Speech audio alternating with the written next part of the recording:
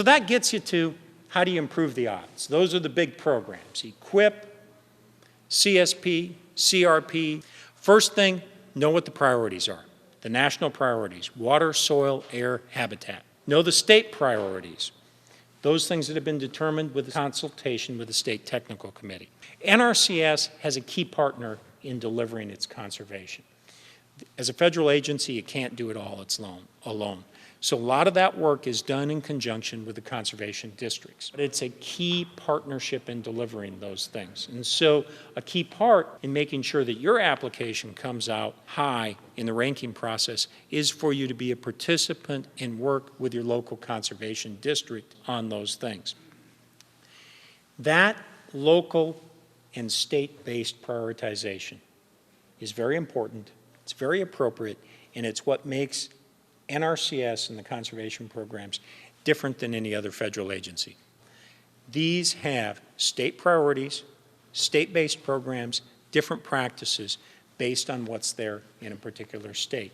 If your state isn't providing the service you may need, you may want to look at what a neighboring state is doing as far as a priority and encourage them to bring that particular priority into those things. Now, you're going to place an application in. You want to look hard at which program you apply for. EQIP's the largest, so it tends to be where most of the applications go. That's where the money is, and that's very appropriate. But it's also the greatest backlogs. So at times, you may be able to do some of the same things in the new CSP program. Pays for the enhancement activities, pays for management activities. You can do those in either EQIP or in CSP. As I mentioned before, wildlife. You can use WIP or EQIP, and WIP doesn't have as large a backlog depending on which state you're in. The other thing you can do is you can partner with state agencies. State wildlife agencies often have a few dollars to help leverage, and they base those things off of the same conservation plans that may be out there. So you can tap into state conservation funds or state wildlife funds, and quite often you can stack them or leverage them on the USDA funds. The other thing are foundations. You want to look very closely for what the foundation community may be providing. Now, as a rule, that search tends to work best if you're in a particular priority area.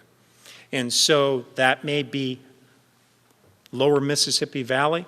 Bottomland hardwood restoration tends to have a lot of funds associated with that. In Georgia, funding associated for building ponds and reservoirs to address groundwater recharge areas in the Flint River. That's where you need to know the local priorities in your area and try to match what you want to do on your farm operation with what the priorities that may be there in the state aspect of things.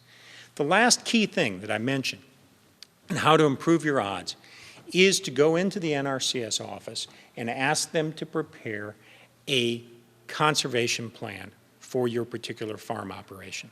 By doing that conservation plan first and investing the time in that, you're then in a position to be able to determine which of these programs work best for your farm operation.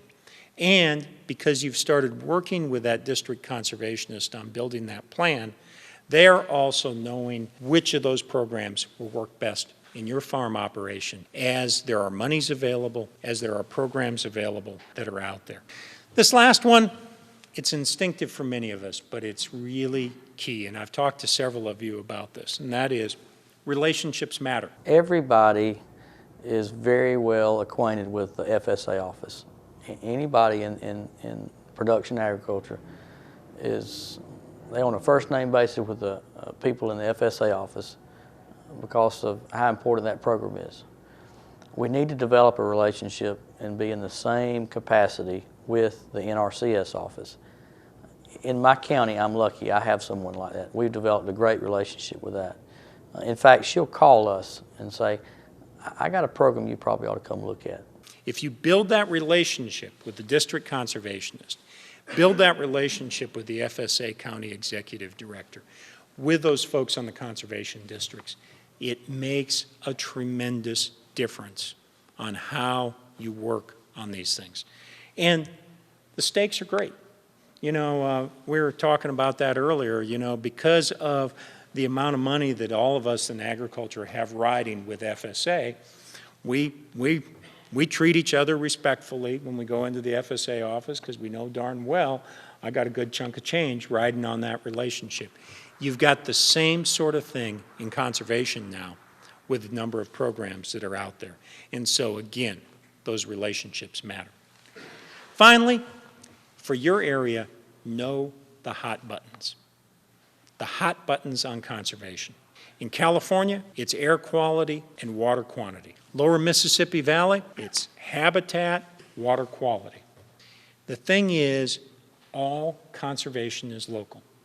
And you need to know what those priorities are at the local level and match those with what you're trying to do on your farm operation. I appreciate very much the chance to give you all the tips on how to improve your odds as you make an application for any one of these conservation programs.